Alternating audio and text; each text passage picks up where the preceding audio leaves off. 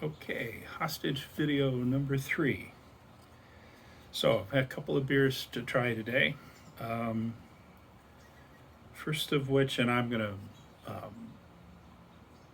mangle the pronunciation, Echocene Ultra. Um, I'm not sure. It's a brown amber beer, alcohol 7% by volume.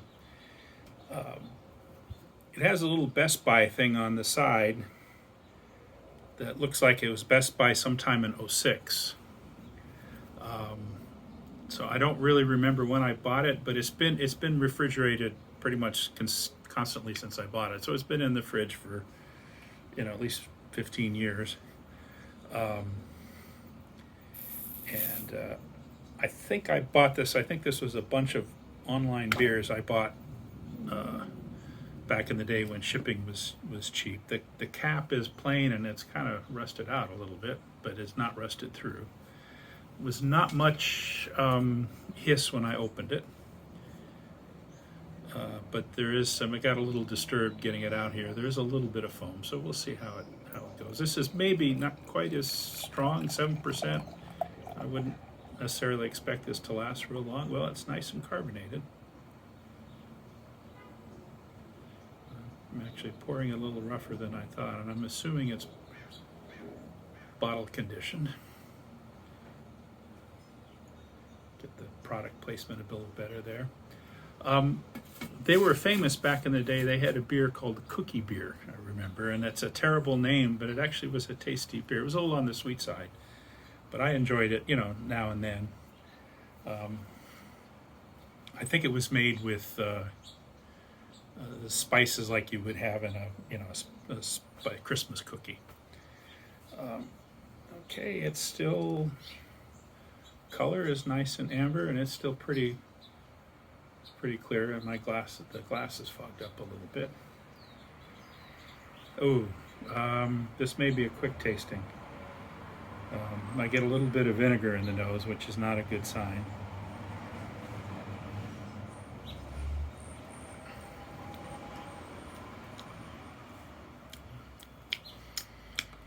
Well, this is one I'm glad I don't have a case of. It's not bad. I got the whiff of vinegar in the nose. I'm not getting it now.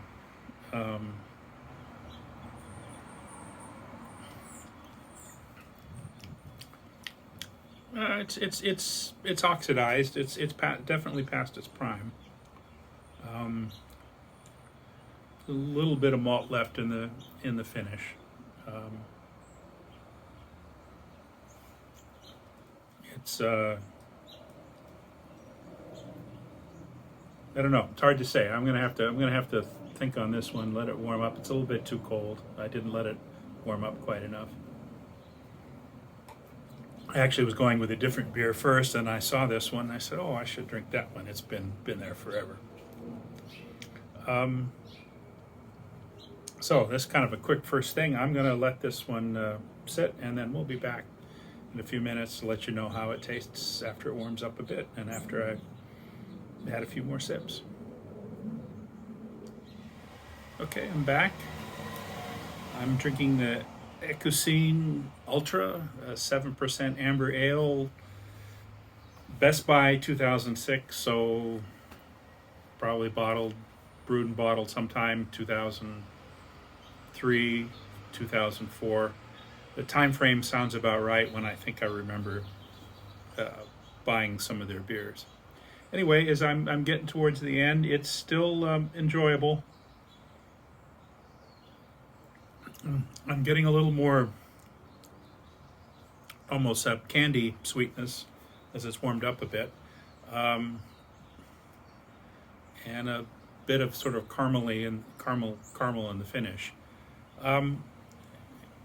Like I say, I've enjoyed it. I'm glad it's not a 750. That would be too much. The 12 ounce or whatever 11.5 ounce bottle is quite enough. It would be actually perfect for two to share. There's not much to say. There's sherry notes and there's a little bit of sweetness. I don't get really any spices, so it gets kind of boring after a while. I mean, it's like after half a bottle, I was kind of ready to move on. But in order to be true to my 12 viewers, going to finish it to the almost end. So, I don't know if the brewery is still around. There was some I did a quick social media check, and there were some things up till 2017, but not much after that. Lots of mentions of the cookie beer, which seemed to be their most famous one, and one called Ultramore, which I remember as well. All of their beers tend to have an Ultra on the name. There's an Ultra Blonde, an Ultra Brune, and that's kind of all I remember. I met the brewers at a beer festival, and they were quite nice young men. This would have been,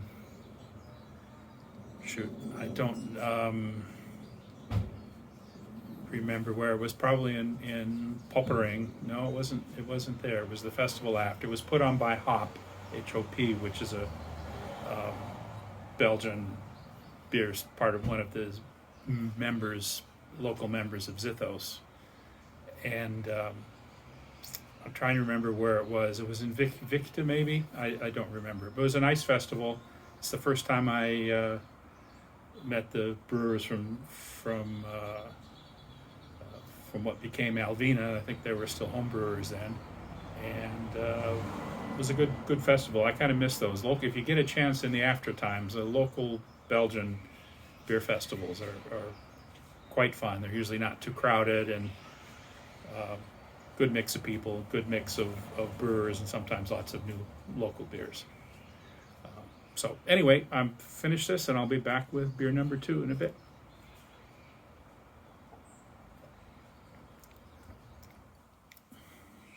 Okay, back for beer number 2. This is I need practice. I need Vanna White to show me how to hold things. The Feuillien Tripel. I'm not sure precisely again when it is. It looks like it has the date stamp on it is the 2nd of February 2009. I don't know if that's a bottling date or a Best By date. So that's so it's at least 11, coming up on 12 years old. Could be longer. Usually 2 to 5 years, 2 to 3 years. Typical Best By date. Some breweries have 5. Maybe sometimes they're on the cork. This cork is pretty stiff, so that would be an embarrassing. I have this beer and then I don't actually drink it because I can't get the cork out. There we go. And nothing on the cork, just what looks like a generic hop plant. I can't really see. Anyway, I have a fond memory of this beer for my 50th birthday, which was a while ago. I won't tell you how far. Oh, it's coming out to see me. I had a 9-liter bottle of this. They used to, for all I know, still do manufacture 11 large bottles, 3, 6, and 9 liter, and I think they even had an 11. It was expensive, but it was kind of fun. It was also a pain in the ass to pour, because you couldn't really, it was too unwieldy. So we ended up pouring it into a pitcher and then pouring the pitchers into glasses, because trying to pour it into a glass, we were wasting too much.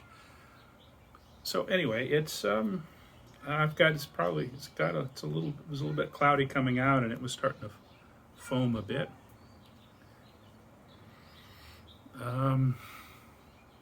Nothing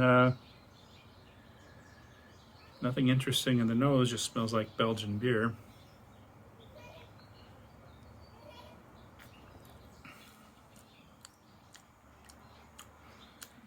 Tastes like St. Feuillien. Their triples to me have a noticeable candy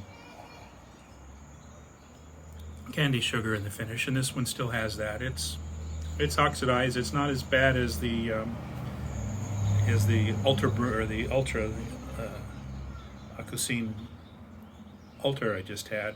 This also has been refrigerated, I believe, since I bought it, or shortly after. It's certainly been in the fridge for the past 10 years. normally it was not one I planned to age, and someday I'll tell you the story of this fridge that kind of got blocked. It was in the garage and it kind of got blocked, so I didn't use it for a while. So whatever was in there was stuff that I had planned on drinking sometime soon, but it ended up being an archive for me. So anyway, this is it's nice. I think I'd rather have a fresh one. I don't think this is one that has benefited by aging, but it's still a nice beer. I like their glasses as well. I think this was a glass that I got at the brewery, and we just got a message on the phone because I'm using my phone to tape, and so I'll just have to see if I can edit that out. Anyway, I visited the brewery 2002, 2003, had a nice tour from Madame Friart. Actually, let's see what the brewery has changed its names a number of times over the years. And it says Saint Feuillien, so at one time it was the family that owns it, Friart, so I think it was Brasserie Friart. And there was some controversy. Some of the beers, like this one, may have been, some of their some sizes of some beers were contract brewed for them, because their brewery, they were limited by capacity. I think the 750s were brewed there, but I can't remember that for sure. But we saw them. The large bottle, very large bottles, are bottled by hand. Obviously, they don't have a machine that will do 9 liters. And I remember Madame Friart telling me about a customer who was from, I think, Montreal, somewhere in Canada, and he had an anvil case built to hold his 11, 12 liter bottle. So he would come over on business with that checked. He would drop it off. He'd go spend whatever, his week or two in Belgium or Europe on business, and on his way back he would pick up the filled bottle and put it in this specially designed case to survive the airline trip, and take his 12 liters of Saint Feuillien Tripel home. I like that idea, but you have to drink you have to have takes a lot to go through. Even the 9 liters took us a while to go through it. Okay, well, I'm going to let this one sit for a minute and sip on it, and then I'll be back and see if I still like it after a bit. Okay, I'm back with my Saint Feuillien Tripel from sometime before 2009. Not sure the exact date, and I'm doing this on the patio, so you get all my neighbors driving by coming home from work. I'm enjoying it, but I would prefer a fresh one.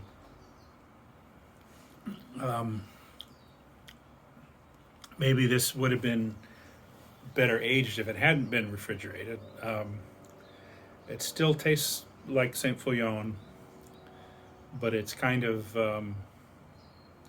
it's hard to describe. It's not fresh, and I expected that, and it's still enjoyable. I wish I had somebody here to share it with, so virtually I'm sharing it with you all.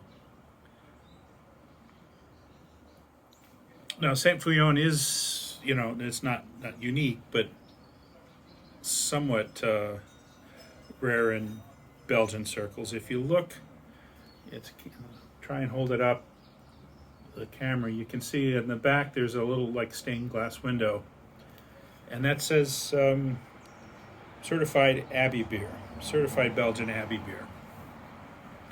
And that's something that came around in late 90s, maybe 2000. In the late 90s, the Trappist Association came up with the rules for what beers can be called Trappist or not, which in the news these days is Achel in Belgium maybe is in danger or has lost their Trappist appellation because there are no longer any monks at the abbey. They've all died. I mean, that's a problem with all of them. There are not that many monks left. Nobody wants to be a monk these days, especially a Trappist. Cistercians of the strict observance. And there had been a father coming from Westmalle to supervise it, which is what the rule is. The beers must be supervised by a monk, by a father. But I guess that stopped. We'll see what happens. But anyway, the Abbey beers were, it's a little bit looser. They have to be, well, there's a couple of ranks. They can be, a non-Trappist monastery can brew. And I don't think there are any current non-Trappist monasteries brewing in Belgium. There are in other countries. Germany has a number of Franciscan monasteries. Italy has they have a Trappist brewery, the Tre Fontaine, but they also have Nursa from Abbey in Norcia, which is where Saint Benedict was from. So they're a Benedictine abbey, and they brew. And I'm sure there are others. But they also you can use the symbol if you're a commercial brewery, you're brewing the name of a historical abbey, either one that's currently open or one that's closed. But many of the closed abbeys sort of still exist as charitable organizations, and that's the case in Saint Feuillien. I think the Saint Feuillien Abbey is long gone, but there is and I guess, I don't know the actual name, but a Saint Feuillien charity, and a portion of the profits of the Saint Feuillien beers go to the Saint Feuillien charity. Just the same way, and some of the bigger names in Belgian beer, bigger names in terms of production, like Leffe, it's owned by AB InBev, largest brewery company in the world. Well, there still is a Leffe monastery, and they get a portion. They get proceeds from the sale of Leffe beers, and in theory, I think they even get some influence over the production of the beer, the recipe. Leffe, Affligem, Grimbergen. Grimbergen was a Norbertine monastery. It wasn't Trappist. I don't know why I remember that. Bornum, Iname, and many more. There were 15 to 20 of them, and some of them were small, and not much exported. And there's some more, and I'm forgetting. I've been drinking beer. My memory goes. My mouth starts, and my memory goes. But anyway, I'm enjoying the Saint Feuillien. Like I say, I wish I probably would enjoy a fresh one better. But I will definitely finish this one, and but I won't bore you with the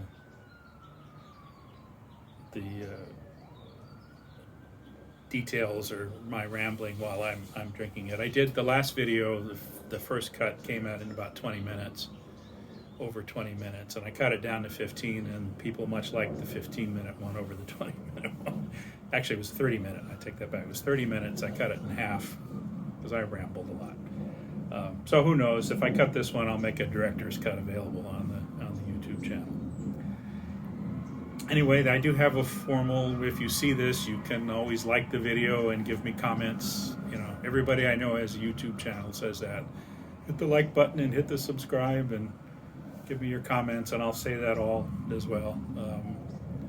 But I'm doing this for the fun of it, and I'm hoping to enjoy beers with you. And I hope if you watch this video, you go get a nice beer and sit down and drink it while you watch the video, and we'll be virtually drinking beer together. Anyway, cheers. We'll see. I have one more possible beer. I think with the 750 of this, I probably won't, but who knows. If not, I'll save it for next time. I got a whole basement full of beers, so I can keep this up well past the pandemic. Anyway, cheers, good weekend to you, good beers to you.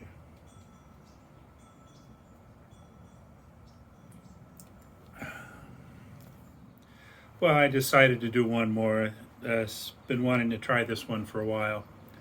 This is a Trappe Quadruple from 2000, 2001. I think it says on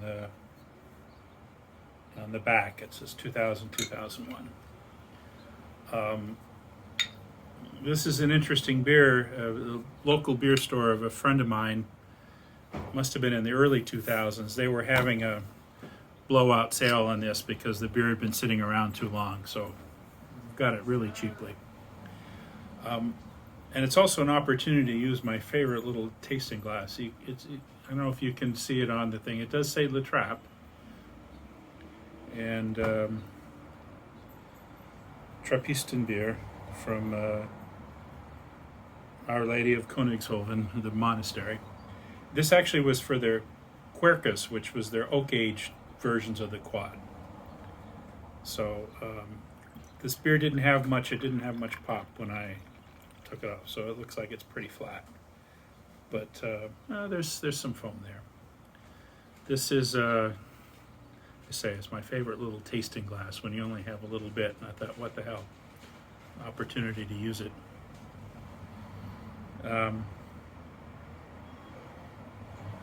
Nice sherry notes and a little something else. And I hope that's not my neighbor starting his barbecue, which will mess up my perceptions.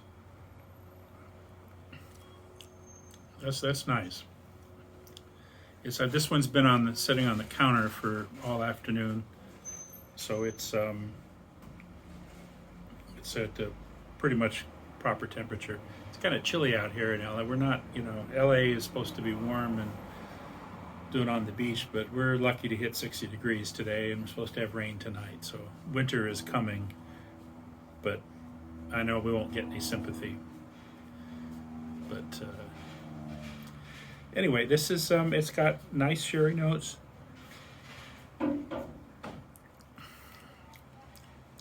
There's some malty sweetness and a little spiciness, which is, I think, from the yeast. I don't remember I don't think the quad has any spices in it, but it could. It's a nice color, nice dark ruby color. At least holding it up to the light on the camera. It's an enjoyable beer. I probably have 6 or 7 of these left. I'm not sure. I'm sure I have 6 because they came in 3 packs, and I bought a case of 3 packs. So I'm gonna let this one warm up a little bit and enjoy it, but